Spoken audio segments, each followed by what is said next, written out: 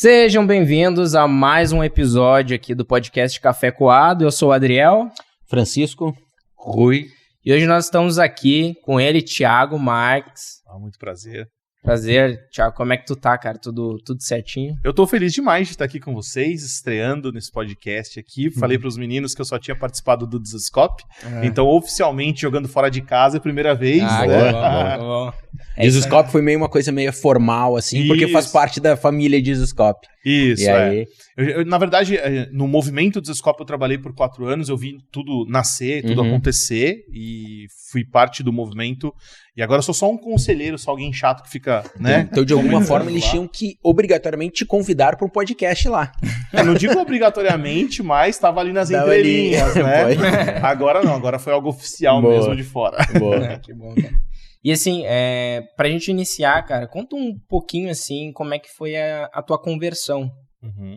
Pode nos dar um briefing, assim, de como é que foi, assim, nasceu na igreja, como é que foi? Vamos lá, nasci numa família que ainda não era cristã evangélica, cristã católica.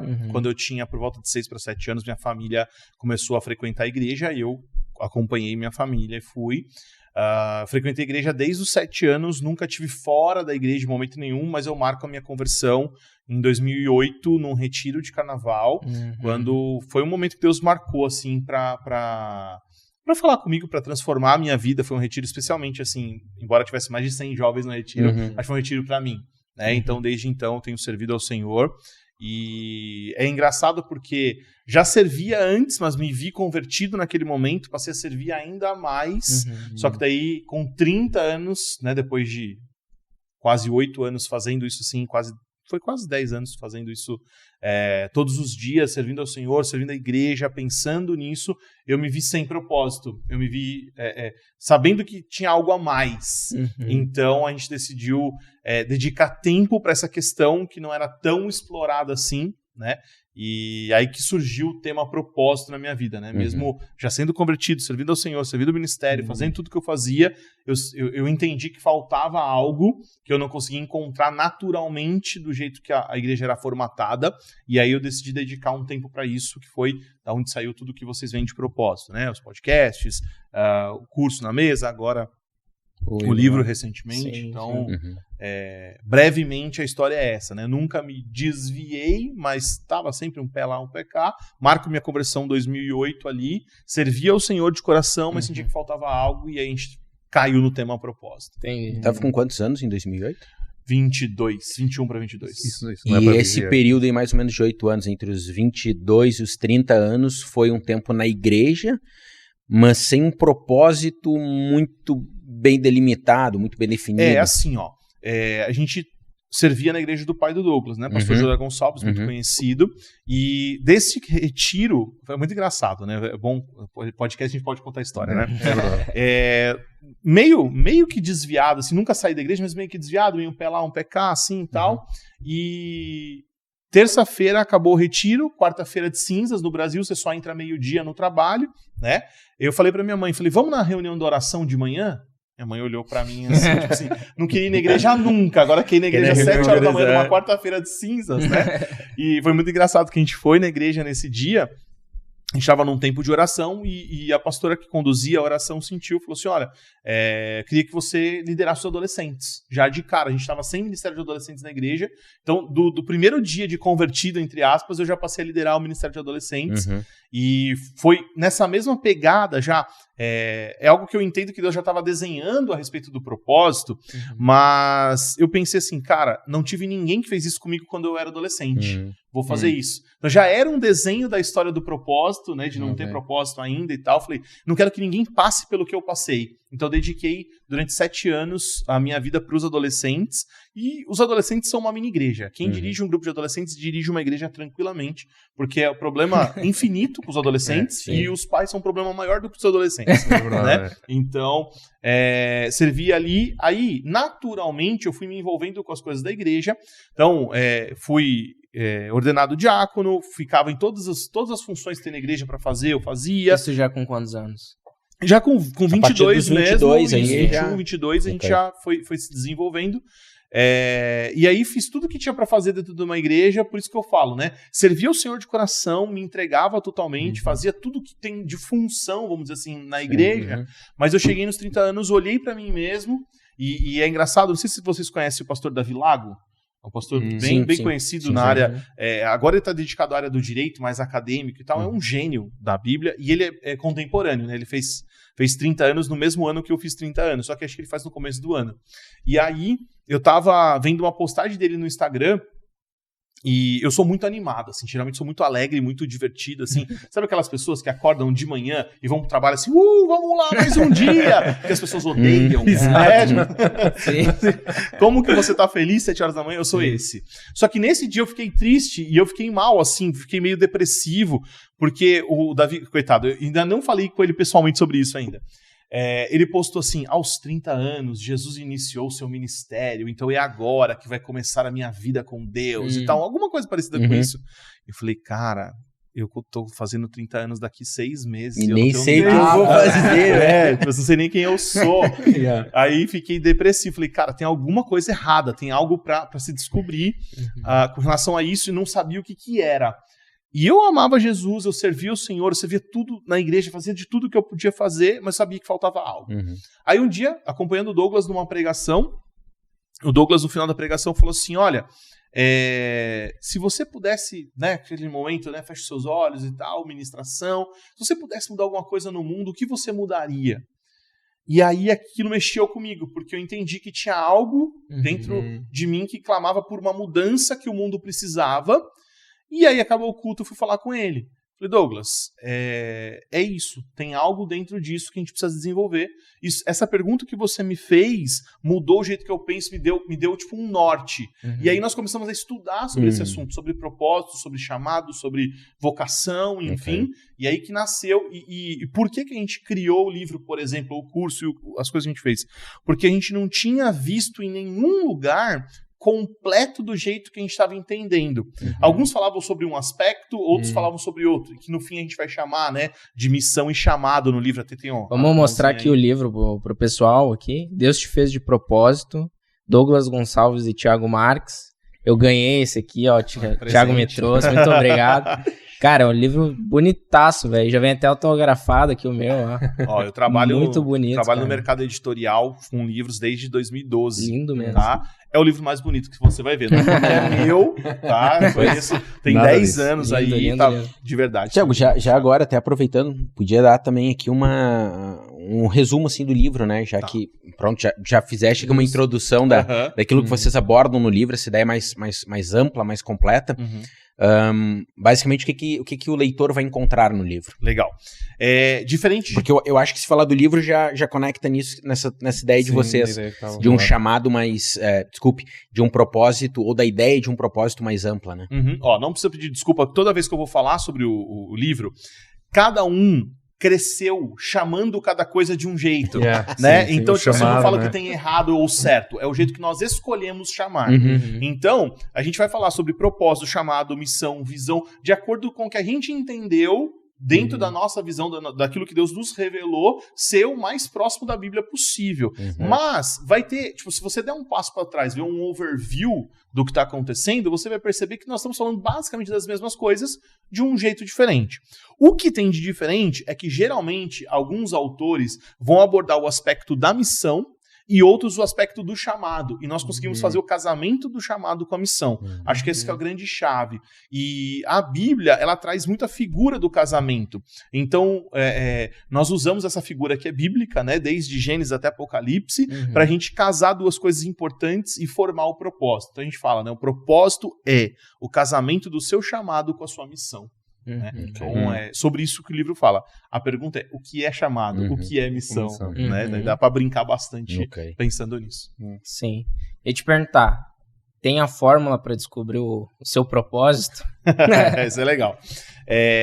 Cara, antes de falar da fórmula, que a gente fez uma fórmula matemática disso, né?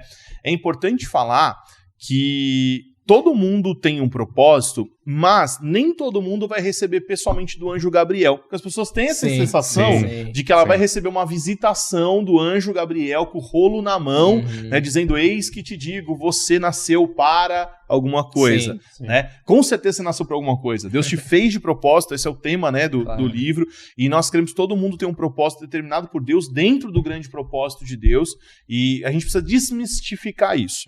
Outra coisa também, antes de falar da fórmula, é que apesar de a gente entender uma fórmula algo mais específico para você, existe muito propósito na nossa vida ordinária, tá? E é onde as pessoas erram muito.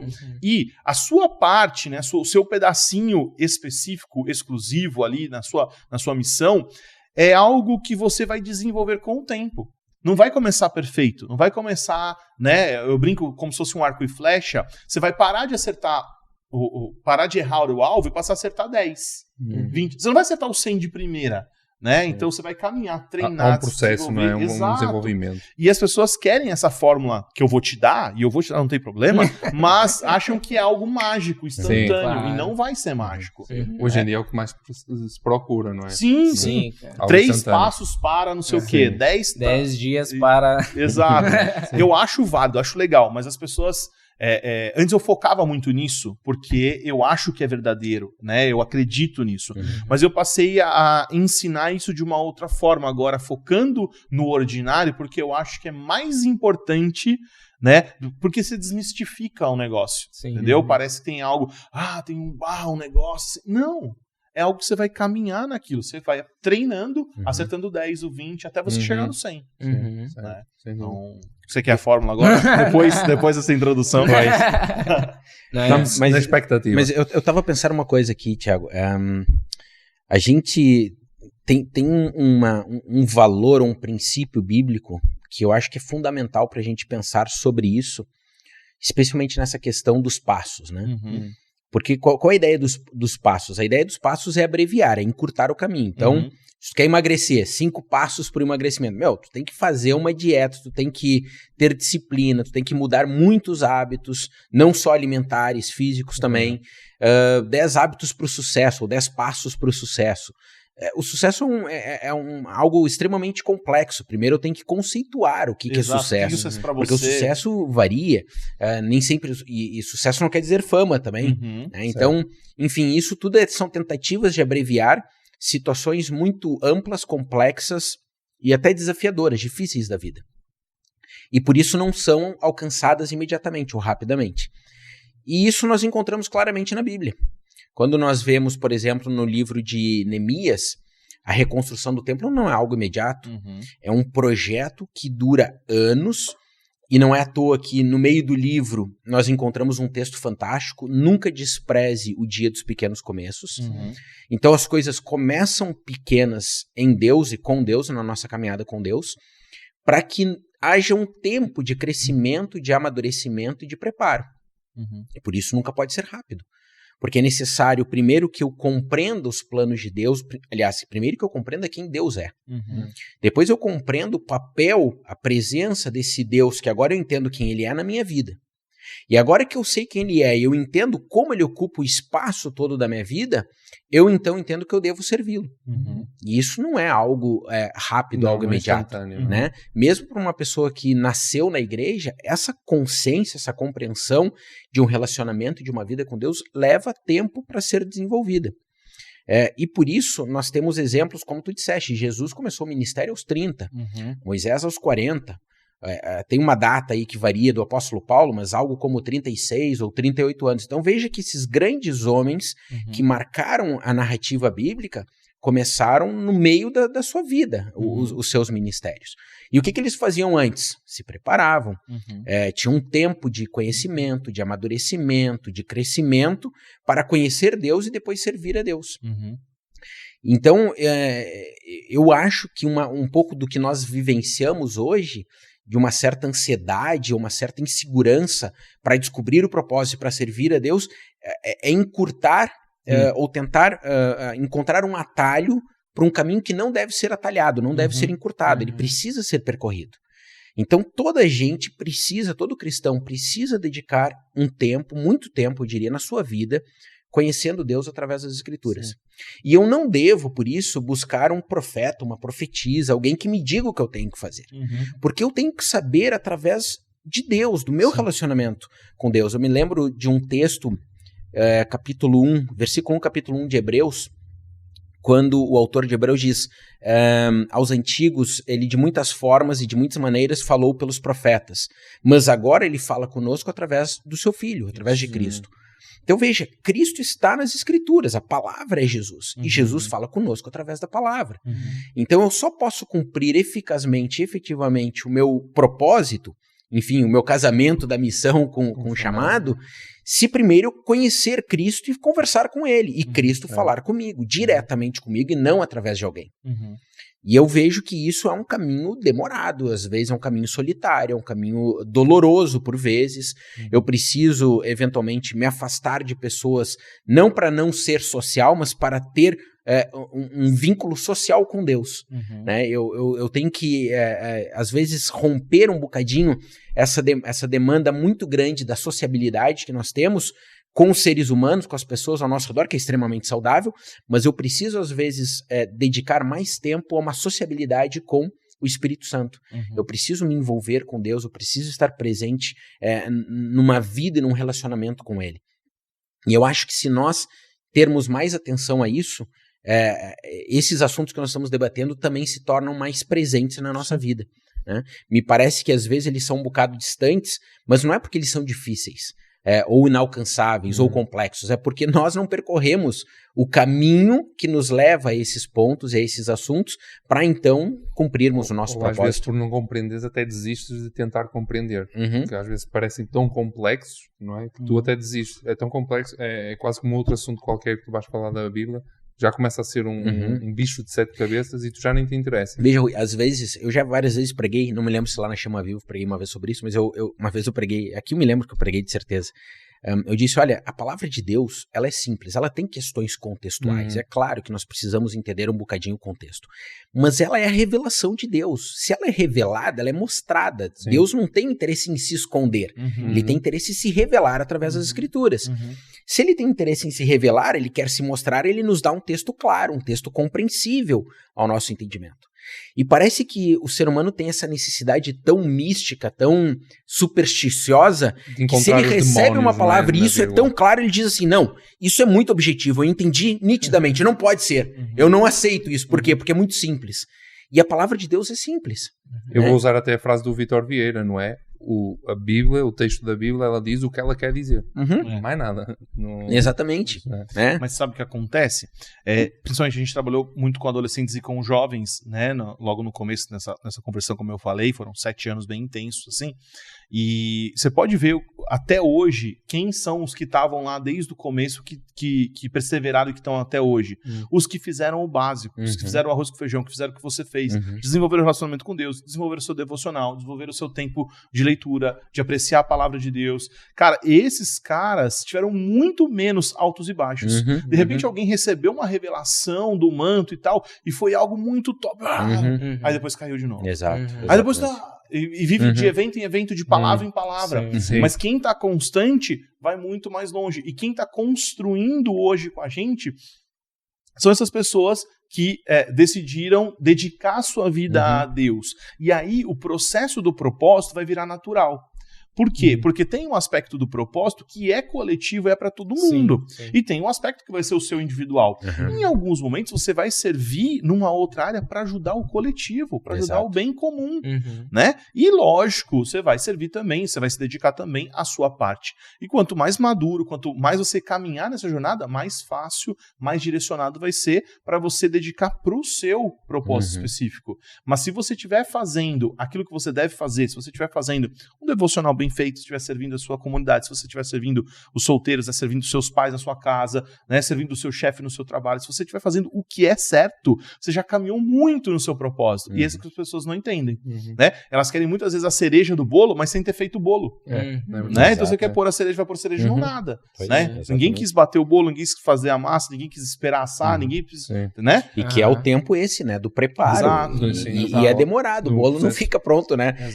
Mesmo que eu faça a mistura aquela, eu ainda tenho que meter ele no forno. Sim, exato. E eu tenho que esperar o tempo para assar ali. Então, eu vejo um pouco isso, assim. Eu acho que, claro que a gente até poderia alargar aqui a nossa conversa para esse contexto sociocultural que nós vivemos, pós-modernidade, etc. Mas indiferente disso, eu acho que é até um problema histórico, né?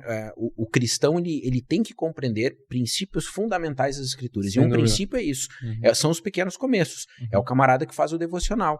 É aquele que dedica um tempo de oração, de leitura da Bíblia, quando ninguém está vendo, na sua casa, no seu dia, sem nenhuma expectativa de ser algo grande, apenas de ser algo correto, algo certo. Deus espera isso de mim e eu faço porque Ele espera.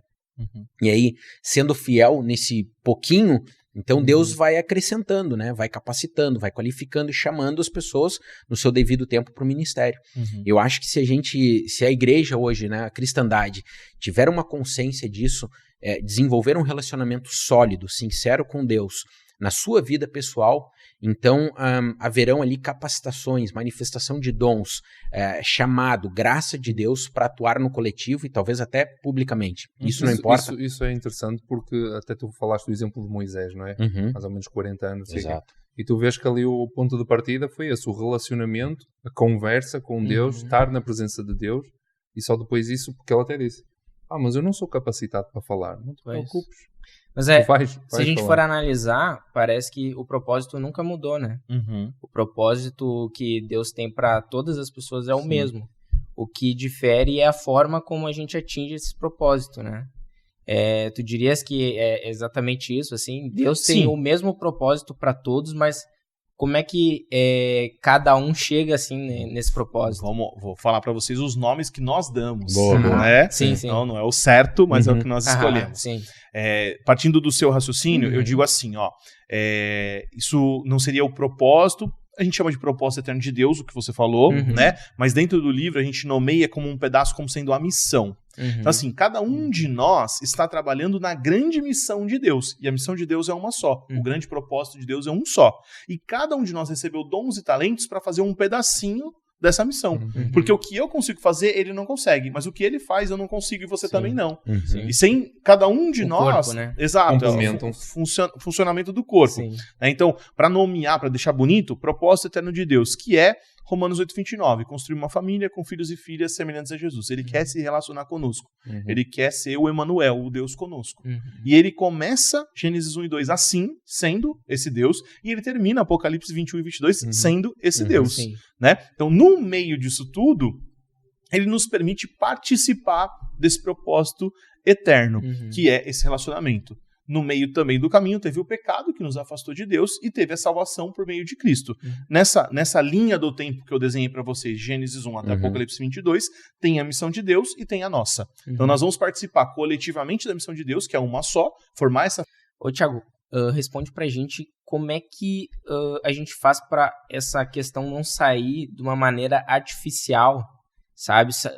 Ser uma forma natural, porque tem vezes que, por exemplo, Deus nos dá dons, né? E a gente muitas vezes atrela um dom especificamente. Não, eu sei tocar guitarra, então vou tocar guitarra, esse é meu dom, é isso, para isso que Deus me chamou, entendeu?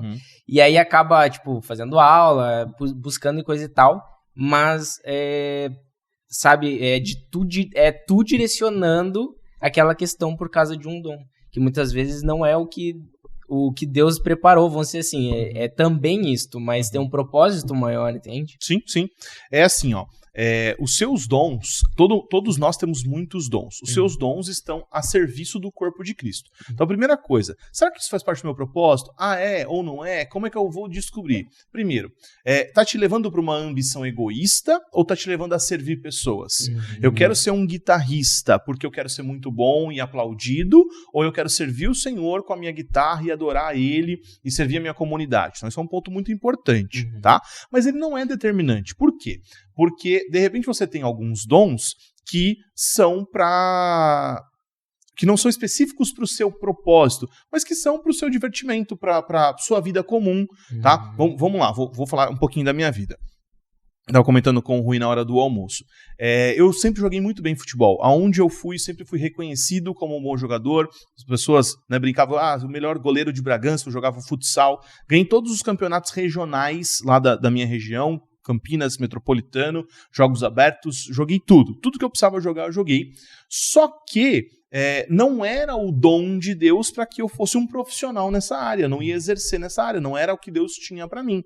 Mas era para minha diversão, era para abençoar minha cidade em 50 anos nunca tinha ganho, e aquele ano nós ganhamos, entende? Então assim, era algo que eu usava, um dom que eu usava, mas não tinha finalidade de usá-lo com um propósito. Agora, pensando nos dons e na fórmula que eu vou falar no final para vocês, vou segurar a emoção, a terceira pergunta da fórmula, né, o terceiro ponto da fórmula é o nosso porquê. E na fórmula eu vou chamar de outro nome, então eu vou fazer esse drama aqui agora, vou chamar de porquê. Né? Qual que é o seu porquê? Qual que é o motivo pelo qual você existe, pelo qual você faz o que você faz? Esse seu porquê, esse você não muda, isso não tem como. Agora, as outras coisas, os seus dons e talentos, os seus gostos podem mudar. Então vou dar um exemplo, continuar no meu exemplo aqui. Né? Até hoje, o futebol ainda não me serviu dentro do meu propósito. Mas o meu propósito, mesmo sendo é atingido de diversas maneiras. Por exemplo, aqui nesse podcast, estou cumprindo o meu propósito, porque eu estou falando do assunto que Deus me levantou para falar, estou contribuindo com uma galera diferente do que eu toco naturalmente, normalmente, então top, tá acontecendo. Mas esse livro também toca. Entende? Então, eu não sou um grande escritor, mas consegui escrever um livro para cumprir o meu propósito. Quando eu faço uma mentoria, eu estou cumprindo. Quando eu educo meu filho, eu estou cumprindo. Entende? Então, é o mesmo propósito, com diversos dons diferentes, sendo pontos de contato desse meu propósito. Entende? Então, acho que o grande lance é esse. Eu tenho um dom. Ele é um dom recreativo ou ele é um dom que aplica no propósito? Mas eu tenho que fazer só isso? Né? Algumas pessoas têm o dom de escrever. Então elas vão escrever muito mais do que eu. Não significa que eu não posso usar o pouco de dom ou o tanto de dom que eu tenho para escrever. E aí, de repente, vou contar com ajuda, com revisores, com editores, com pessoas que participam do processo. Entende? Então, não ser uma ambição egoísta, entender se é um dom recreativo ou se é algo que eu vou utilizar e que ele não é único, que eu não preciso só fazer dessa maneira. Por exemplo, meu dom é tocar guitarra, vou usar o exemplo que você deu. Né? E aí o cara sofreu um acidente e perdeu um braço. Sim. Então ele não adora mais a Deus, então exato, acabou o propósito dele. Certo. Não, é claro que não. A guitarra era um dos modelos, um dos dons que ele poderia utilizar para adorar a Deus, né? Mas o que ele servia, o motivo pelo qual ele está vivo é muito maior do que aquilo que está atrelado a um único dom. Entendi. E a outra pergunta que eu queria fazer é assim, o que acontece muito dentro das igrejas é descobrir o meu propósito. Então, não, a gente é colocado de uma forma assim, você vai ser pastor quando você crescer, né? Isso eu ouvi muito assim, tu vai ser o pastorzinho da igreja, tu vai ser missionário, tu vai ser, sabe? E as pessoas acabam colocando que essas, vamos dizer assim, práticas religiosas são determinantes para o propósito de Deus. E que ela não pode alcançar no meio fora da igreja o alcance nesse propósito, entendeu? E aí, tipo, é uma coisa que causa um pouco de confusão, assim, na mente das pessoas. Então, quer dizer que, assim, eu só vou alcançar o propósito dentro, especificamente, de algum cargo eclesiástico, meio eclesiástico, né? Dentro da igreja, né? Essa talvez é a maior mentira, uma das maiores mentiras que a gente tem dentro da igreja e que a gente considera certa, que a gente considera normal. E não é. Imagina se todo mundo tivesse que trabalhar na igreja e ser remunerado pela igreja.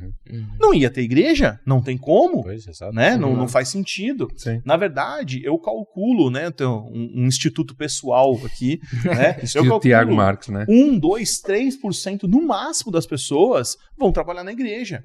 Entendeu? Uma boa parte dessas pessoas vão trabalhar part-time na igreja, part-time com outra coisa. Entende? Então, assim, imagina se você só alcançar o seu propósito na igreja. Aí 97% das pessoas vão estar fora do seu propósito. Não tem como. Então, eu acredito muito, muito, muito que você vai cumprir a maior parte das pessoas vão cumprir o seu propósito fora da igreja. E a gente fala sobre trabalho, né? Que a gente às vezes fala, né? Quero deixar o trabalho secular para servir a igreja. Quero deixar o trabalho secular. Cara, trabalho secular não existe. Porque existe. Tá? Se você faz alguma coisa ilegal, se você se prostitui, faz tráfico de drogas, aí tudo bem, é um trabalho secular. Okay? Do contrário, o seu trabalho adora a Deus. Sem dúvida. A mesma palavra utilizada em Gênesis 2 para cultivar o jardim, que era o trabalho de Adão, é a mesma oferecida aos sacerdotes no primeiro tabernáculo. Eles faziam a mesma coisa. A palavra culto que a gente utiliza, né, vem desse cultivar, é a mesma palavra de trabalho. Entende? Então, assim, não existe um trabalho secular, você adora e pensa, trabalhar é a coisa que você mais faz consciente. 8 horas para dormir, 8 horas para trabalhar e 8 horas que você faz um monte de coisa que você nem sabe o que você está fazendo e passa voando. Às vezes em deslocamento, às vezes em qualquer outra tarefa. 8 horas do seu dia que você está consciente é dedicado ao trabalho. Trabalhe pro Senhor. Por isso que Paulo fala, quer comais, quer bebais, quer fazer qualquer coisa, façam para a glória de Deus. Por quê? Porque o trabalho é adoração.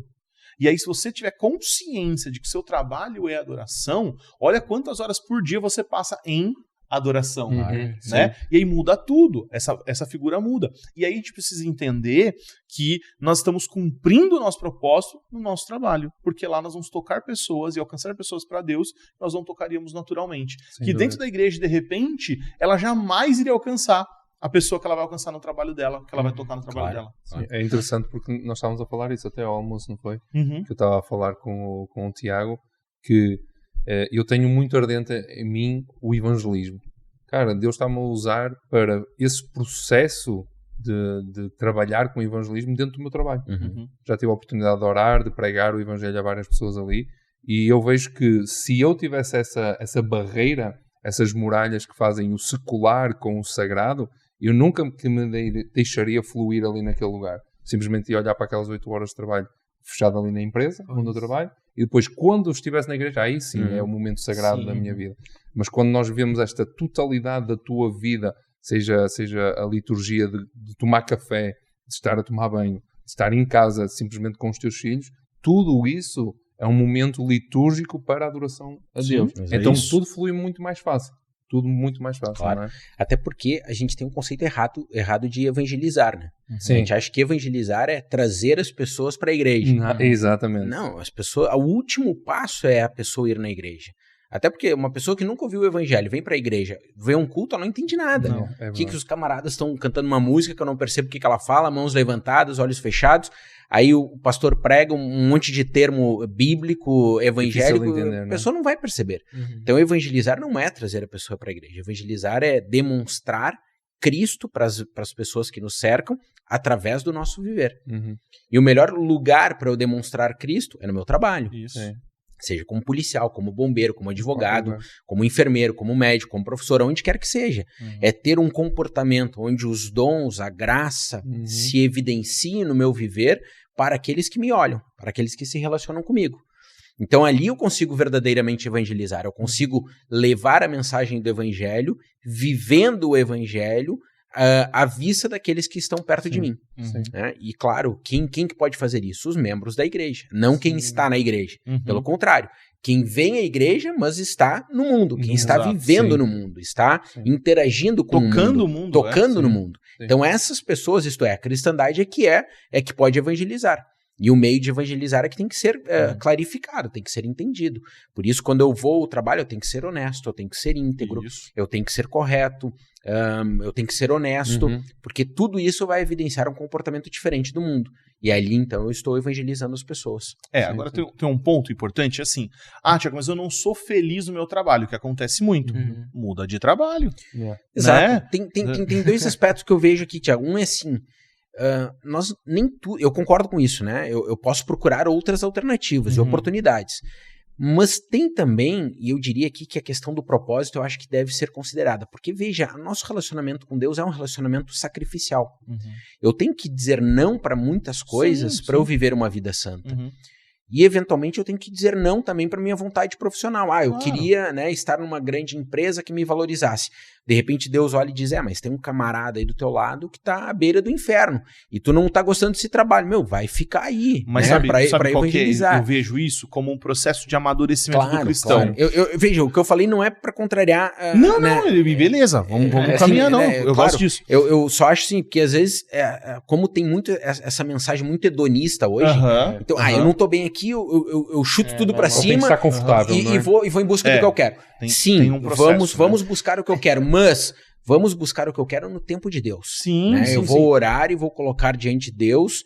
Por quê? Porque Deus ainda pode querer falar com vidas no meu trabalho que eu não gosto, que eu não estou insatisfeito, sou humilhado, sou desprezado, mas Deus ainda pode querer me usar aqui para levar, para evangelizar através da minha vida pessoas que aqui estão, né?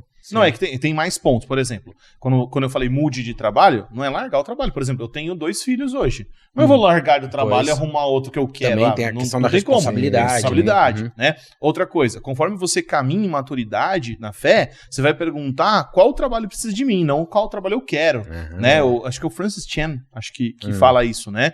Tipo, eles estavam comemorando, acho que uma professora da igreja deles conquistou a vaga na melhor escola.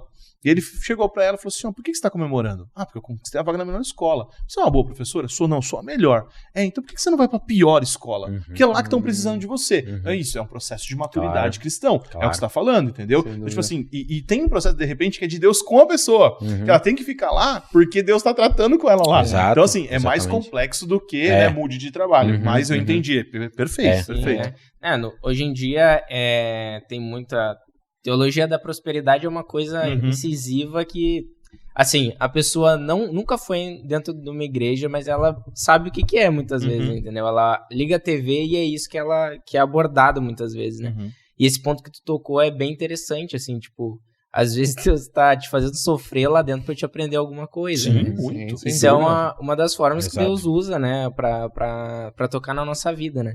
E assim, falando nesse sentido... tens como tu trazer assim a pessoa que tá olhando esse vídeo, entendeu? Ela não conhece o propósito dela ainda, ela ainda tá em busca, mas existem propósitos que é em comum, como a gente já falou, para todos, entendeu?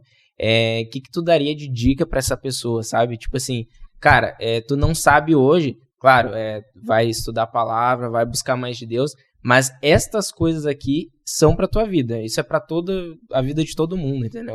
É maravilhosa essa pergunta, porque muitas vezes a pessoa que tá correndo atrás da cereja e não tem o bolo. Faça o bolo, né? Então o que é comum pra todo mundo? Vamos lá, sacerdócio.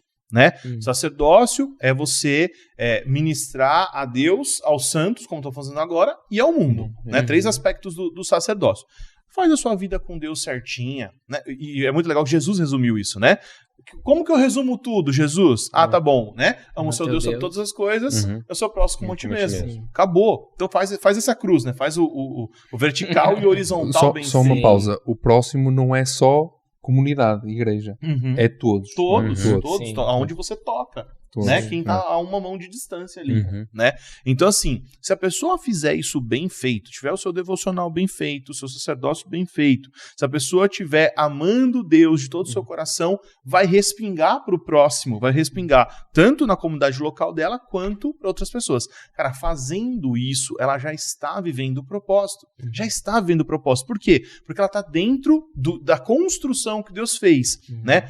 Do chamado com a missão. Vamos só nomear aqui como que a gente chama cada coisa, né? O que eu chamo de chamado?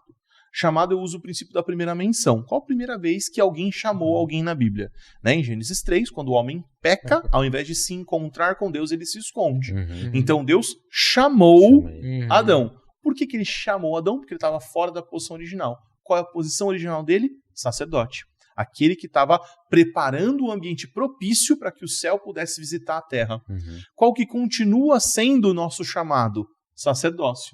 Nós precisamos estabelecer uma relação com o céu, uma relação com Deus, para criar ambientes propícios que a presença de Deus possa habitar entre nós e através de nós. Ponto. Se a gente fizer isso bem feito, cara, você já caminhou 50% do seu propósito. Qual que é o outro 50%? A sua missão. um pedacinho da sua missão de Deus que está atrelado aos seus dons e talentos, que é a sua vocação, certo? Estou resumindo de uma forma bem simples aqui. Sim. Assim, todo mundo é capaz de fazer isso. Todo mundo é capaz de fazer o seu sacerdócio. E o sacerdócio é igual para todo mundo. Até porque o sacerdócio ele é universal. Sim, é o sacerdócio de todos os santos. Exatamente. A gente nomeou isso como igreja há muitos séculos, né? Então, temos que fazer isso. E as pessoas querem a cereja e não tá fazendo o bolo, né? Beleza. Entendi o sacerdócio, entendi ali a minha vida com Deus e tal, já caminhei muito. Missão, é trabalhar na missão de Deus. Ah, mas eu não sei a minha específica. Tem um monte para você trabalhar, meu amigo, não falta missão, né? Como você falou, no seu trabalho vai aparecer pessoas para você falar de Jesus, pessoas para ver Jesus através da sua vida, pessoas que estão precisando de um abraço, de uma visita, de uma ligação. Se envolve, né? Falando de maturidade, como nós citamos aqui agora, a gente brinca, né? Eu e o Douglas. Como que você faz? Diga sim pra tudo. Ah, vai ter evangelismo? Sim. Ah, vai ter não sei o quê? Sim. Ah, vai ter tocar no louvor? Sim. Ah, vai ter não sei o quê? Sim. Beleza. E aí, quando você amadurecer, você faz o processo contrário, que é o que a gente estava falando hoje, sim. Né? É aprender a dizer o não. Quando que você diz sim? Quando você está começando, quando você é imaturo. Quando você diz não? Quando você está amadurecendo, né? Então, nesse processo, cara, 95% tá aqui. Claro, eu quero acertar o 100, eu quero tirar a minha flecha e acertar o 100, né? E eu tô chegando numa conclusão, e não tá no livro ainda, é uma conclusão pessoal, que a hora que você acertar no 100, você vai dar um zoom e vai perceber que tem um alvo maior lá dentro e vai vir pra fora um novo game pra você jogar. Incrível, não é? Porque, nós não vamos parar, né? Exato. A gente fala que o propósito é uma montanha infinita. Né? Você vai subindo até o grande dia onde você vai chegar. Enquanto você está vivo, você está respirando, Deus te deixou aqui, continua a caminhar. E tem um detalhe aqui, né, Tiago? O cristianismo, ele é... a mensagem cristã é uma mensagem muito prática. Por mais que nós tenhamos muita teologia, e é extremamente bom, e eu, como teólogo, adoro estudar teologia, aconselho sempre, não é uma crítica à teologia, mas por mais que nós tenhamos muita teologia, muito debate, muito discurso acadêmico acerca das escrituras, o resultado sempre é prático. A teologia não é a teoria pela teoria, o conceito pelo conceito. Ela é uma teoria que nos leva a uma aplicação prática imediata. É um conceito que precisa ser vivenciado e que nos conduz para uma aplicação de acordo com a vontade de Deus. Então, dizer sim para tudo é uma evidência disso. Né? Eu digo sim para tudo por quê? Porque para a descoberta do meu propósito, eu tenho que ter a prática. Eu tenho que dar os passos práticos para entender como é que funciona a realidade cristã. O trabalho com os adolescentes, o trabalho na penitenciária, o trabalho nos hospitais, o trabalho na igreja, o trabalho na distribuição de alimentos. Eu tenho que entender tudo isso, porque tudo isso faz parte da mensagem cristã que é prática. Então são muitas atividades práticas. E aí depois eu defino a minha. E eu posso orientar, ajudar, contribuir. Por quê? Porque eu participei da prática. Não, e fazendo isso, uma hora, você vai ver que seu coração vai queimar. E aí por uma delas vai queimar, né? Por alguma dessas atividades vai queimar. É meio fazer aquele paralelo do que a gente já falou de... o que eu tenho que fazer quando eu não quero orar? Tem orar. Né? Não quero ler a Bíblia. Ler a Bíblia. A partir do momento que tu amadurece dessa forma... tu vai ver que aquilo é natural, começa a acontecer naturalmente. E um combinado que a gente fez lá na igreja, né? Apesar do Douglas ser o mais famoso, né, e o melhor pregador, e ele é o melhor pregador que nós temos por perto, ele prega só uma vez por mês. As outras vezes a gente se reveza. Tem 6 pessoas que pregam também lá, então ele prega uma, a gente prega outras lá. E qual que é a parada? A parada é o seguinte, nós temos uma veia de ensino muito forte. Né? Naturalmente a gente ensina, naturalmente a gente conduz para o ensino. Qual que é a solução do mundo para mim? Ensinar. Né? A solução para resolver os problemas da humanidade, ensinar. Mas a gente tem sido desafiado entre nós mesmos a acabar a pregação, tipo, perguntando assim, tá bom, e na segunda-feira, o que a gente vai fazer? Entendeu? Porque às vezes eu trago um conceito lindo. Ou ainda, o que depois do culto a gente vai fazer? Para onde a gente vai comer, pode né? ser. Mas que é essa ideia, né? Que é desafiar, é confrontar para aplicação. Exato, porque cada um um tem a sua realidade. E aí você faz uma pregação linda sobre propósito. E aí fica um negócio conceitual que o cara vai idealizar na cabeça um amor platônico pelo propósito dele, que nunca vai ser atingido, sendo que o cara tá morrendo do lado dele no trabalho e ele não tá vendo. Não tá vendo. Né? Então é isso, a gente levar pra segunda-feira pra prática, né? Eu amo também a teologia, a teoria. Eu adoro fazer esse tipo de coisa. Mas eu tenho me forçado a sair desse amor platônico e ir pra vida prática, porque tem gente morrendo do meu lado. Foi interessante quando nós estivemos com o Filipe, ele disse isso, não é? Que o domingo é o intervalo do jogo. O jogo é durante a semana, a partir da segunda-feira, não é? Isso é muito interessante. Colocar em prática aquilo que tu recebeste como informação. Exatamente. Eu acho que isso é uma das coisas mais difíceis hoje em dia no contexto de igreja, né? As pessoas têm essa ideia, assim, não criticando propriamente, mas do catolicismo, né? Eu tenho aquele momento com Deus quando eu estou na igreja e acabou. Não passa daí. Entendeu? E aqui em Portugal é muito forte isso, né? O catolicismo aqui é gigantesco, né? Pronto. E eu tenho uma colega lá no trabalho que às vezes a gente tá ali no almoço, coisa e tal, eu faço uma pergunta pra ela, sabe? O que tu acha disso na Bíblia? Sabe? Esse dia eu perguntei, o que tu acha de batizar criança? Né? Batizar bebê. Aí ela começou a me explicar e coisa e tal, daí eu disse, mas tu acredita assim que nem na igreja católica, que se o bebê morrer, não for batizado, aquela situação toda? Ela disse, não acredito nada disso. Eu faço, basicamente ela falou isso, porque é tradição. Pra seguir a tradição. Entendeu? E existe muito isso aqui, entendeu? É um padrão, assim, dentro do... É interessante que eu tive uma conversa com um católico que percebe da Bíblia, que falamos hoje, e uma das coisas que ele diz é, eu não entendo como é que a Igreja Católica neste momento está a perder tantos fiéis. E eu disse assim, olha, sabes, acho que eu sei qual é o problema, é que é muita teoria e pouca prática do Evangelho. E ele ficou a olhar para mim e disse assim, olha que eu acho que é mesmo isso, porque nós sabemos do que ouvimos, que muitas vezes não leem o que está na palavra, não é? Mas também é falta de muita prática. E essa conexão da teoria com a prática é que realmente vai desenvolver o verdadeiro Evangelho. E a realidade, como nós falamos, do sacerdócio, não é? Dessa manifestação do céu aqui na Terra. Então, sem a prática, não há Mas Evangelho. o problema é que nós temos uma tendência natural de nos acomodar e fazer isso virar a nossa realidade também. Né? Claro. A gente vai fazendo o nosso clubinho evangélico ali, a gente vai se fechando, a gente vai ficando ali gostosinho no nosso grupo social, das nossas tradições, do jeito que a gente costumava fazer as coisas, sem perceber que Deus é um Deus que se movimenta. Né? Então, às vezes a gente aponta muito o dedo para os outros, mas a gente precisa apontar para nós mesmos e falar, o que nós estamos fazendo? É verdade, porque é muito fácil. Cara, é uma linha muito fina. Uma vez eu preguei sobre a igreja de Laodiceia, né, que fala da igreja morna, né, e, cara, eu olhei pra mim mesmo e eu vi uma linha muito fina, porque, por exemplo, quando você vê algumas coisas, né, dentro da palavra de Deus, do evangelho, da liberdade que Deus nos deu e tal, e da revelação que Deus tem nos dado, é muito, muito, muito fácil de você apontar para o outro que está fazendo diferente e falar, tá vendo, seu errado, seu religioso, seu não sei o quê. E no dia que eu fui pregar foi muito engraçado.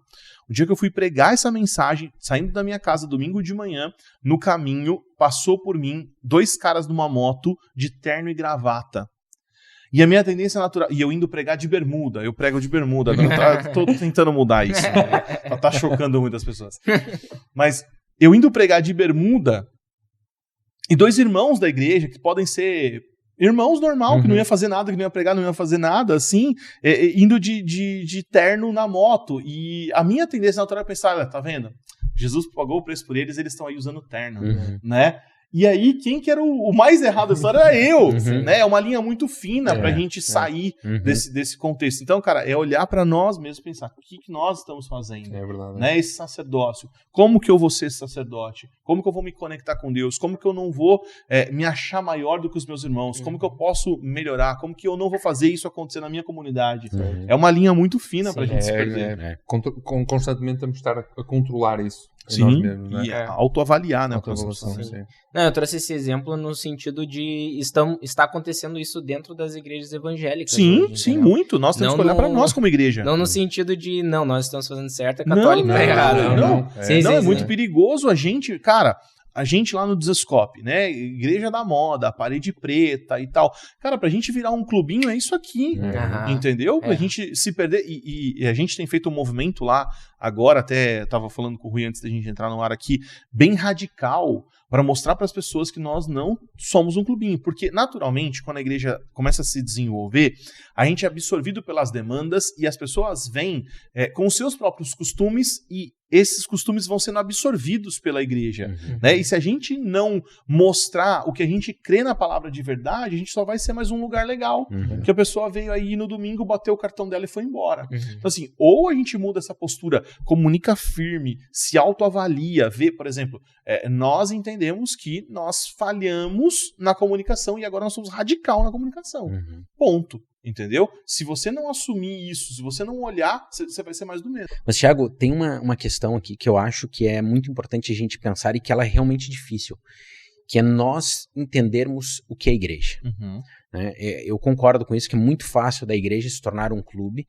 Eu concordo que esse contexto atual que nós temos de muitas igrejas com diferentes estilos, por mais que isso possa ser bom, também é um perigo, no sentido de que isso pode mudar um pouco o conceito do que é a igreja e levar as pessoas a olharem para si como um grupo que coaduna, que se harmoniza em torno de uma mesma ideia, ou de um mesmo princípio, e tem aquele lugar como ponto de referência para o seu agrupamento, para a sua reunião. E isso, portanto, seria um clube social, e não mais uma igreja. Mas eu não estou a criticar a igreja, parede preta, etc. Não é isso o ponto aqui, né? Não, porque ele falaste do Desescope, né? É muito fácil a gente virar um clube pois, parede não, preta. Não é uma crítica isso. Eu estou dizendo que esse é uma... se autoavalia assim. Esse é um contexto que nós vivemos hoje. Muitas alternativas de estruturas de igreja. O que é bom, por um lado, vai atraindo diferentes pessoas e tal.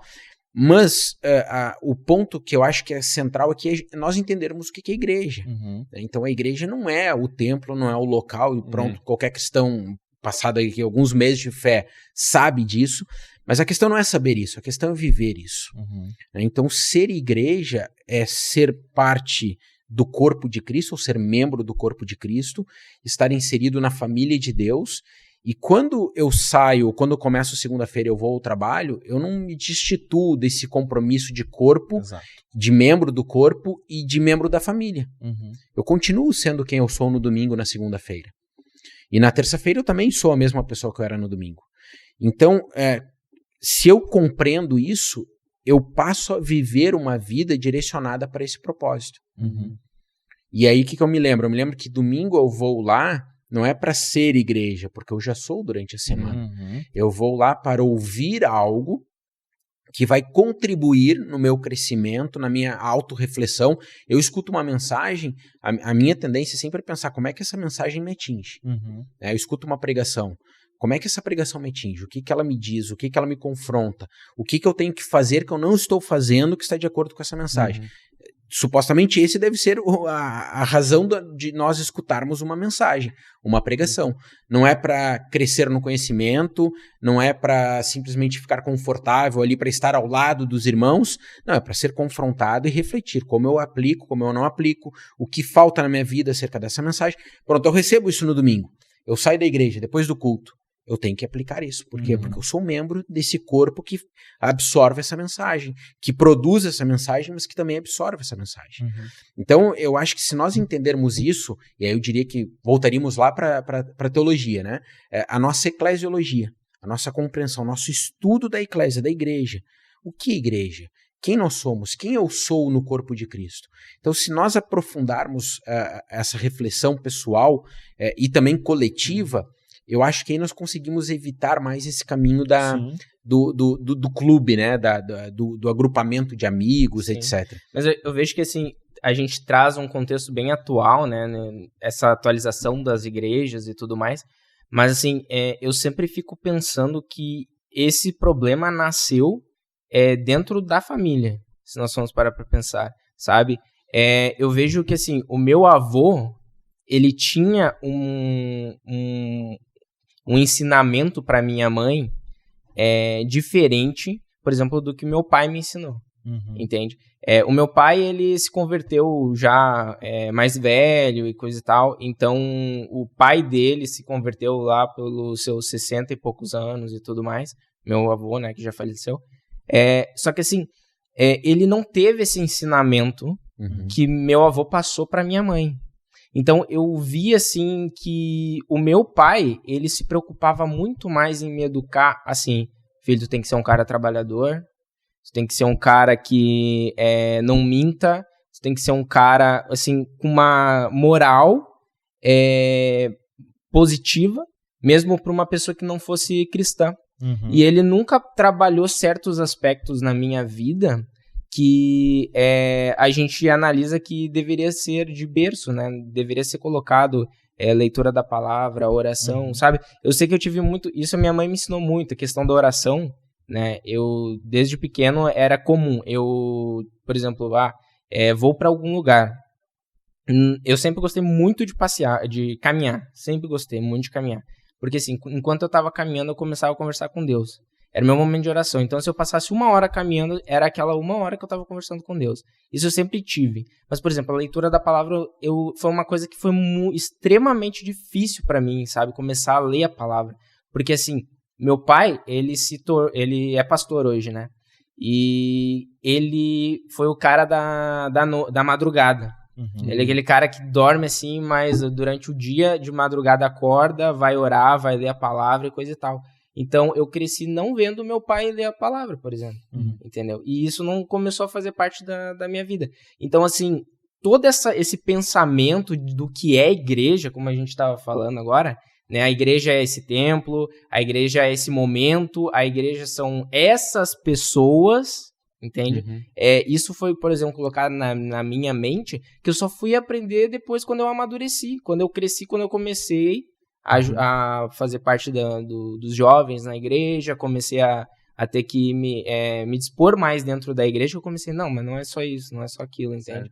E assim, eu acredito que eu atingi essa maturidade só aqui em Portugal, entende? Então, trazendo nesse sentido, eu acho que o propósito maior, assim, que Deus tem tocado, assim, pelo menos na minha vida, é a questão da família, né? Tem que ser uma coisa, assim, não só trabalhar na gente, né? Mas na nossa geração, no pós-geração, né? Sim. Depois da gente, né? E ser intencional no que você vai fazer. Então, por exemplo, como é que a gente faz para comunicar que a igreja não é o prédio? Quando nós criamos a família, né? Fundamos a família de Jesuscope, nós falamos assim, precisamos dar um nome para o templo, para o prédio que não seja igreja. Então a gente chama lá de nossa casa. Então a reunião vai ser na nossa casa. Porque não é na igreja. Eu vou na igreja. Não. Nós somos a igreja. A igreja é onde os irmãos se reúnem.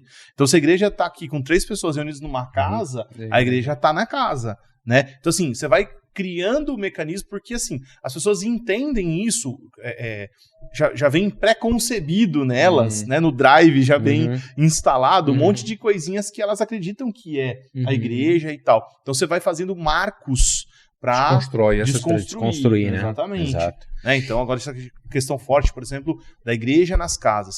Não é uma reunião comum nas casas, não é, né, qualquer nome que você queira dar. Não é convívio, não é para estar lá para comer e tal. Não, é a igreja nas casas, né? Ela está lá partilhando as escrituras, a palavra, né? Não, mas tem que comer também. Não, claro que sim. Faz parte da teologia. Partilhar o pão. Mas isso é importante, porque veja bem, é muito fácil mesmo, é a linha tênue que tu falavas, né? É muito fácil. Eu vou na casa para ter comunhão, para ter o momento do café. Pode ter, mas isso só é válido se primeiro eu tiver o mais importante. Se eu tiver me reunido em torno do evangelho, em torno das escrituras, ter partilhado, crescido, conhecido. E eu vejo assim, Thiago, muito pensando um bocado aqui nisso que o Adriel falou, é um problema histórico que nós temos. Desde a Idade Média se construiu essa ideia, né? Deus está presente no templo e não fora do templo. Então, no templo eu me santifico. No templo eu coloco a água benta, eu faço o sinal da cruz para entrar, eu faço todo o rito, e quando eu saio do templo eu vivo a minha vida. E isso não é um problema do catolicismo, isso é um problema da cristandade, seja ela ortodoxa, seja evangélica, protestante, o que for. Construiu-se muito essa ideia, né? Deus está lá, e eu vou lá para me relacionar com Deus, e eu só me relaciono com Deus naquele momento. E não, Deus é onipresente, está em todo o sítio, e eu, como igreja, vivo na presença dele. Então, eu acho que é muito importante isso, a gente desconstruir conceitos, ideias, preconceitos muito antigos, não são atuais, são históricos, e isso demanda tempo. Isso realmente é algo, assim, requer um esforço, uma persistência, um compromisso, né, de longo prazo para que a gente possa imprimir na cristandade hoje o conceito correto de igreja. Estás a desconstruir coisas que já estão calejadas. Exatamente. Essa questão da desconstrução. É muito engraçado. Os meus pais, eles cresceram numa questão, assim, muito de batalha espiritual. Então, a leitura deles era aqueles livros de batalha espiritual e não sei o quê. E eu, nesse contexto, a minha mãe sempre falou, meu pai, muitas vezes, ele quem orava para expulsar demônio na igreja, essas coisas assim, né, e tal. E eu, assim, eu sei que não foi uma coisa que eles quiseram me ensinar, né, mas eu aprendi a ter medo do diabo, sabe? Eu tinha medo, cara, desligar a luz, tá aqui. Minha mãe falava, né? Tá olhando filme de terror, o diabo tá na tua casa, sabe? E aí aquela coisa, né? Tipo assim, né? Então, isso quando eu fui crescendo, eu fui vendo, pô, mas não é isso que a Bíblia ensina. A gente não tem que ter medo do diabo, né? E tal. Sim. Então, voltando pra esse contexto familiar, sabe? A gente é ensinado, formatado, que a gente falou, né? O programinha que é instalado quando a gente entra na igreja, muitas vezes já vai pros nossos pais porque eles não tiveram sabe? Esse ensino. O meu avô, tinha muitas coisas que eu conversava com ele, eu chamo de opa, né, que a gente é descendente de alemão e aí ele é opa e a minha avó é a oma, né. E aí ele tem aquele conceito de que religioso é o certo, entendeu? Tem muitas coisas na vida dele que ele não é religioso, entendeu? Só que assim, a gente vai ter um debate, vai conversar. Eu morei com eles dos 16 até os 19, eu morei com os meus avós. E eu gostava muito de conversar com meu avô, assim, sobre a palavra e coisa e tal. E ele tem esse conceito no cerne dele de que o religioso, o cara que vai domingo no culto, que lê a Bíblia uma vez por dia, que faz uma oração antes de comer, esse cara é o que tá certo, entendeu? Eu não preciso apresentar mais nenhum crescimento, né, de propósito fora da igreja. Ele sempre fala assim, não, mas aqui lá na igreja tem muita gente já trabalhando, não precisa mais de ninguém, assim, para ajudar, entendeu? Entre outras coisas. E aí isso é uma coisa que, pronto, foi passando de geração em geração, né? E eu acho que uma das coisas é isso, a gente tem que passar para as novas gerações temos que ser intencionais, né? Tiago, até aproveitando isso, tu achas que o discipulado é fundamental nesse processo? Sim, é engraçado isso, né? Porque a gente fica procurando coisas, qual que é o método, como que a gente tem que fazer e tal, e Jesus ordenou nas suas últimas palavras, né? Vão e façam discípulos. Então a gente está criando uma fórmula mágica do como a igreja deve ser e tal, e tá na ordem de Jesus. Né? Então, tipo, é fundamental, é o que ele fez, é o método que Jesus usou para fazer o que ele ia fazer. E, cara, olha isso, que interessante, né? Jesus dedicou 3 anos e pouco de ministério, 3 anos e meio, vamos dizer assim, de ministério público ali. Nesses 3 anos e meio, ele dedicou, sei lá, 90%, 80% do seu tempo para um grupo específico de 12 pessoas. E essas 12 pessoas fizeram o evangelho chegar a 2 bilhões de pessoas. Entendeu? Então, tipo assim, deu certo. Né? Foi como ele utilizou para fazer. E é uma ordenança dele. Né? Então, a gente precisa se deitar nesse tema discipulado. Entender o que é o discipulado, entender como discipular, entender, por exemplo, que é para fazer discípulo de Jesus e não o seu próprio discípulo, que muitas vezes a gente quer que seja o nosso discípulo. Né? Então, dentro desse aspecto, é inegociável, porque é o que Jesus falou que a gente tem que fazer. Né? Só que eu entendo também, por outro lado, que quando as pessoas passaram a perceber isso, houve muito abuso. Né? Quando tem gente que ouve o nome discipulado, entra em pânico. Já pessoas nos procuraram, né? Por exemplo, na igreja a gente tem um processo de discipulado, nos procuraram e falaram assim, olha, eu não participo de discipulado. Por quê? Porque sofreram traumas, né? Por uma falta de entendimento, por uma falta de postura, enfim. nós vamos restaurar o discipulado bíblico, entender o que Jesus fazia, como ele fazia, como ele quer que a gente faça. Eu vejo que aquilo que nós falamos no início, né, os pequenos começos, e sempre começamos pequeno, tendo uma vida de comunhão com Deus, leitura das Escrituras, isso é fundamental para eu fazer parte de um discipulado. Por quê? Porque se eu tenho uma base sólida, e eu me integro num discipulado, eu consigo discernir se esse discipulado é bíblico ou não. Agora, se a pessoa não tem Bíblia na sua vida, ela vai sofrer o abuso caso o discipulador seja um abusador, ou enfim, alguém mais controlador da vida. Ontem, por acaso, eu fiz uma visita a uma família, fizemos um estudo, e havia ali algumas meninas, filhas adolescentes, e eu falei, olha, até mesmo vocês têm que obedecer os pais, mas têm que, acima de tudo, obedecer a Deus. Porque se os pais orientam ou até permitem que seja feito algo, as meninas irem a algum sítio, por exemplo, que não é de Deus, elas têm que ter o discernimento no seu coração, através da sua vida com Deus, se elas podem ou não. O pai deixou, a mãe deixou. Não, mas não é esse o ponto se eles deixaram. Deus está lá, Deus quer que eu vá lá. Né? E isso foi um exemplo prático do dia a dia delas. Só que eu aplicaria essa mesma conversa que nós tivemos ontem na nossa vida cristã para que eu possa fazer parte de um discipulado. Então eu tenho que conhecer Deus. Mas é um novo convertido. Sim, mas mesmo novo convertido, ele pode orar porque o Espírito de Deus que fala conosco, fala com qualquer um. Né? Não tem mais, né? não tem mais deve, né? Não tem mais um ungido do Senhor e Deus só fala com ele. Não, a unção está sobre a igreja. Eu reconheço Cristo como Senhor e Salvador, a unção do Espírito Santo está sobre mim. Eu tenho um dia de conversão. Ora, tem um dia, quando tu falares com Deus, Deus te escuta. E Deus fala ao teu coração. E Deus revela a sua palavra e a sua vontade a quem fala com ele.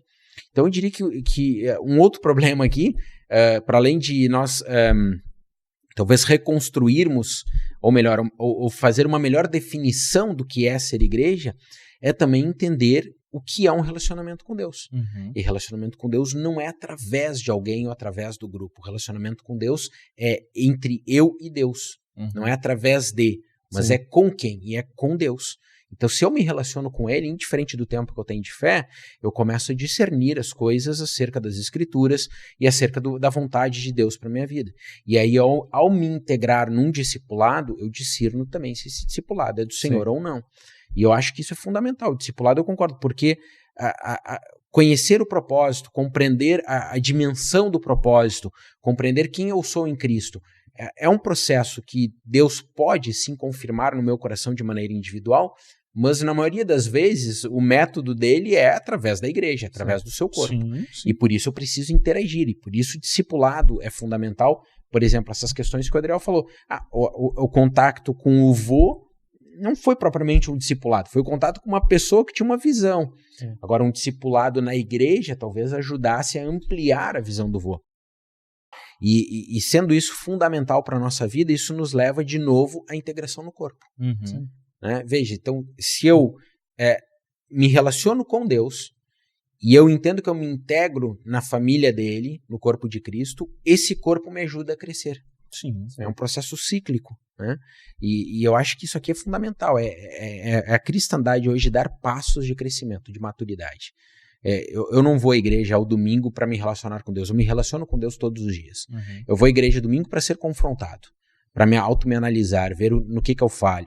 E aí o que eu faço? Eu saio da igreja, eu tenho que aplicar aquilo. Por quê? Porque o cristianismo é uma mensagem prática. E ao aplicar aquilo, eu vou crescendo, vou me analisando, vou conhecendo Deus, volto para a igreja para ser discipulado nos passos que eu tenho que dar. Sim. E assim vai, é um processo cíclico. Sim, continua, continua sendo. E me parece que a gente às vezes perde um pouco isso, né? Olha de uma maneira linear, porque a história bíblica ela é linear, ela não é cíclica como era o pensamento grego, né? Ela tem início, meio e fim. Mas dentro do início, meio e fim, a nossa vida, ela é cíclica, né? Nós damos volta sempre em torno da igreja, em torno do evangelho, em torno da palavra, de uma vida de oração, uma vida devocional, mas nós vamos andando em círculo para frente. Sim, né? sim. Então, e eu acho que... Como se fosse uma espiral, né? É, mais ou menos isso. Mais ou menos isso. Não tem nada de novo debaixo do sol, mas você vai passando por ciclos de crescimento, entendimento, crescendo em compreensão de algumas coisas. Exatamente. Em direção a um propósito, né? A um fim. Isso. E eu acho que é isso que a gente precisa ter, essa compreensão, assim, isso eu acho que ajuda a clarear bastante o nosso relacionamento com Deus, também o nosso propósito, a nossa vida aqui na Terra. Eu acho que um problema que a gente... Eu gosto daquela analogia de que a vida cristã é um bote salva-vidas, né? Não é um cruzeiro, né? E assim, eu acho que às vezes se torna essa rotina, porque muitos cristãos estão nisso, a gente aceitei a Cristo, agora estou num cruzeiro de férias, nada vai me abater, estou na boa, né? Na realidade, a gente está dentro do bote dizendo, vem ser salvo também, entendeu? Vem. E aí, isso acaba, né, essa questão da rotina, né? A gente acaba caindo nisso por não ver onde a gente está realmente. Né? Sim. Tiago, e a fórmula final? Vamos lá. Peraí, deixa eu pegar o papel e a caneta. Uma das figuras que a gente usa, né, para identificar o propósito não é só uma, porque várias ferramentas podem te ajudar a isso. E mais uma vez, antes de falar, quero retomar. Eu creio que o mais importante é você fazer a sua vida com Deus e se desenvolver a partir disso. Se você estiver fazendo isso bem redondinho, se você estiver bem com Deus, bem no seu trabalho, discipulado e tudo mais, você já está 80%, 90% e está ótimo. Mas todo mundo quer ser completo. E eu creio nessa completude, eu creio que Deus tem algo específico para cada um de nós. A gente faz uma fórmula assim, né? 1 mais 2 para que o 3 aconteça, ou para que o 3 seja resolvido. O que é 1? Suas habilidades, seus dons, seus talentos. O que você é bom? Então, se você pode fazer essa lista, né? O que eu sou bom? O que eu faço bem? Faço isso. Mentiras que contam pra nós ou que nós contamos pra nós mesmos.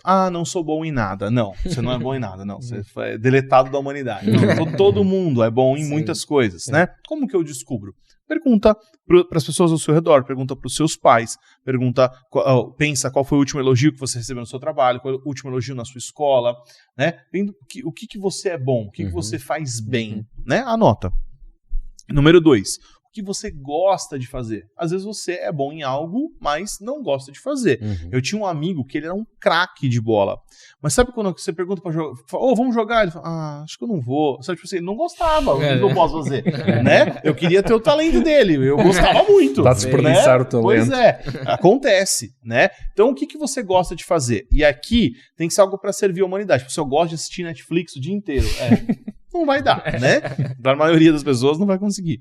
Mas então, número 1, que você é bom. Número 2, que você gosta de fazer, que produz algo para a humanidade, né? Número 3, se você estivesse aqui caminhando nas ruas de Braga hoje e tropeçasse numa lâmpada mágica, né? Aladim, né? Tropeçou na lâmpada, mas como é um Aladim português, diferente e tal, você esfregou aí a lâmpada, ele saiu e falou assim, você tem um desejo que seria o que mais te incomoda na humanidade ser resolvido. Qual é o maior problema da humanidade para você? Se fazer assim, seria resolvido. Como você resolveria essa questão? Dentro, né, dessas 3 perguntas está o seu propósito. Você vai usar o 1 somado com o 2 para que o 3 aconteça, seja resolvido. Vou dar o meu exemplo para ser mais prático aqui. Quando me fizeram essa pergunta, foi a pergunta que o Douglas fez, que eu falei para vocês. Teorema de Tiago. Teorema de Tiago, Quando o Douglas fez essa pergunta, a primeira coisa que veio na minha cabeça foi a ignorância. Eu não gosto de ignorância, eu gosto de que as pessoas tenham conhecimento, tenham luz. E claro que eu aplico muito isso ao evangelho, mas eu aplico a qualquer coisa. Por exemplo, matemática, né, o Teorema de Tiago. Se você chegasse com um problema matemático para mim agora, se eu não soubesse resolver, eu ia descobrir um jeito de resolver. Eu ia ver no Google, eu ia ligar para minha irmã, que é professora de matemática, eu ia dar um jeito, eu ia resolver, porque eu gosto de conhecimento. Eu gosto de comunicar conhecimento. A ignorância te incomoda. Me incomoda demais. Então tu exerceria atividades para solucionar o problema da ignorância. Perfeito, é isso. Claro que eu estou caminhando nisso e eu aplico mais ao evangelho, mas não só ao evangelho, eu gosto de tudo. Porque, veja, a ignorância acerca do evangelho também é um problema. Muito. A ignorância gigante. não é só o conhecimento científico. Sim. Não. Né? Para nós, especialmente, eu também me incomodo muito com a questão da ignorância. Já somos 3. E eu diria assim, me incomoda ainda mais os cristãos serem ignorantes. Ignorante não é o seu bruto aqui, é aquele que tem a falta do conhecimento, né? Ser ignorante é acerca de princípios fundamentais, elementares das escrituras, né? né? E até a gente brinca aqui no Desascope, a gente prega o evangelho para os evangélicos, né? É isso. Porque a pessoa está há 20, 30 anos fazendo parte de uma comunidade e não entendeu o evangelho. É engraçado, essa semana a gente estreou a comunidade Vivendo de Propósito, né? Foi algo bem interno, assim, a gente não divulgou muito pra gente fazer, né? Um grupo ali inicial. E no primeiro dia, o que a gente fez? A gente pregou o evangelho, porque para eu fundamentar o propósito, eu preciso ter certeza que você entendeu o evangelho. Cara, tinha umas 150 pessoas no nosso grupo. Foi um monte no chat assim, minha mente está explodindo, eu nunca ouvi isso. E nós só pregamos o evangelho. Entende? Então, tipo assim, claro, não é? Precisamos pregar o evangelho. Mas, voltando à fórmula, né? Combater a ignorância. Então, o que eu vou usar? O que eu sou bom? Eu sou, desde pequeno, um bom comunicador. Eu falo muito bem, eu não tenho vergonha de falar em público, por exemplo. Né? Quando eu era pequeno na escola, eu tinha 5 anos de idade e eu tinha um método lá na escola, eles tinham um método na escola de ensinar a ler com caixinhas de fósforo com sílabas. Não sei se vocês já viram isso, na escola de vocês é assim, mas pegava lá uma caixinha de fósforo escrito Bá e outra escrito Lá. Aí eu juntava as duas e formava bala. Eu peguei a manha, com 5 anos, eu falei, cara, eu sei fazer isso aqui. Os meus amiguinhos não. Então eu ia passando, a professora ia passando e eu ia passando junto com a professora, tipo, ensinando junto com a professora. Desde pequeno eu tive essa facilidade. Gostava de fazer isso, né? De comunicar conhecimento. Eu era bom de falar em público. Quando eu tinha um trabalho para apresentar na escola, quem vai falar? O Thiago fala. Deixa que o Thiago fala. Ou então todo mundo tem que falar. Não, a maior parte fica pro Thiago. Então assim, era natural pra mim. Eu sou bom nisso, eu gosto de fazer. Eu combato a ignorância. O que eu tô fazendo? Tô num podcast falando sobre o assunto. Tipo assim, é o óbvio, né? Eu juntei as coisas que eu sou bom com aquilo que eu quero resolver no mundo, né? Mas é obrigatório que seja assim? Não. Eu posso fazer isso também com um livro, posso fazer isso com um curso, posso fazer isso com qualquer coisa, entendeu? Então eu junto 1 mais o 2 para que o 3 seja resolvido. Exato. Eu acho assim, se o cristão verdadeiramente confiar em Deus, entregar-se para Jesus, ele vai manifestar isso na vida de todos. Sim. Porque daqui a pouco as pessoas estão vindo, mas é porque ele teve oportunidade na escola. Isso acontece não é isso, não é questão da oportunidade que ele teve. Isso é apenas isso é apenas um exemplo da tua vida, né? E que pronto, serviu para ti, mas Cristo foi lá, te resgatou e operou em ti para que esses exemplos se tornassem hoje eficazes. Não, isso é uma mentira, porque assim, para você foi fácil, você é mais inteligente que os outros, ou falam pro Douglas, né? Mas também o seu pai já era pastor, como se para nós fosse fácil. Não, nós somos tão pecadores quanto, tivemos que ser salvo tanto quanto os outros, né? Dependemos do sacrifício de Jesus na cruz, como todos os outros, do toque dele, da graça de Jesus que nos alcança, como todos os outros, né? Nós temos que entender isso, e isso é uma mentira do diabo. Sabe o que é isso?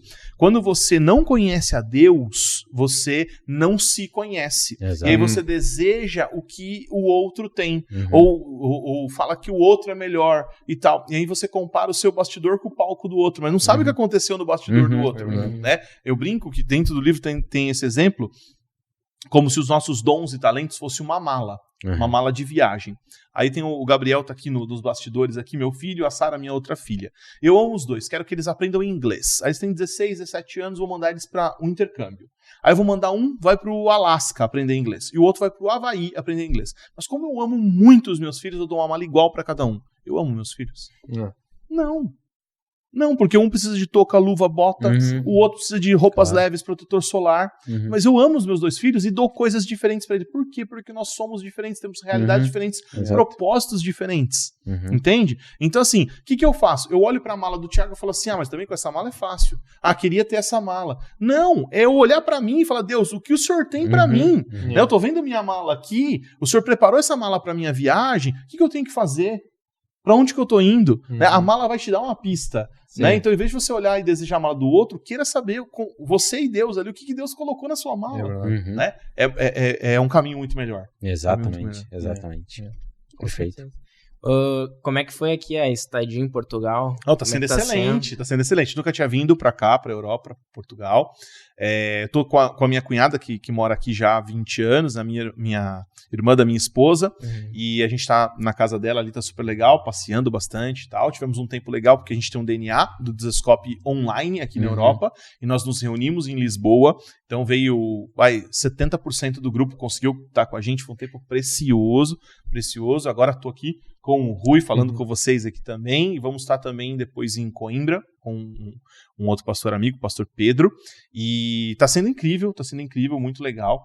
Tô muito feliz de estar fazendo o que a gente está fazendo e crendo no que Deus tem para a Europa, no despertar do Senhor para cá, e o que a gente puder contribuir com um pouquinho, né, com o nosso pedacinho desse grande propósito, dessa grande missão, nós estamos aqui para servir. Amém. Bênção de Deus, muito bom. Com certeza.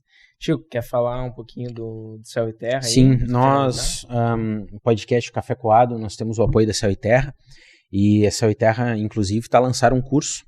Sim, na verdade, uma segunda edição, né, num curso nível 2, né? Nível 2, o curso de Escatologia, começa em setembro.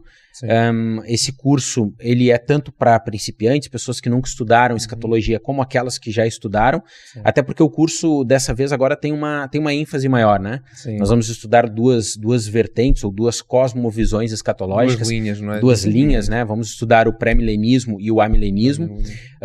E o curso tem duração de 3 meses.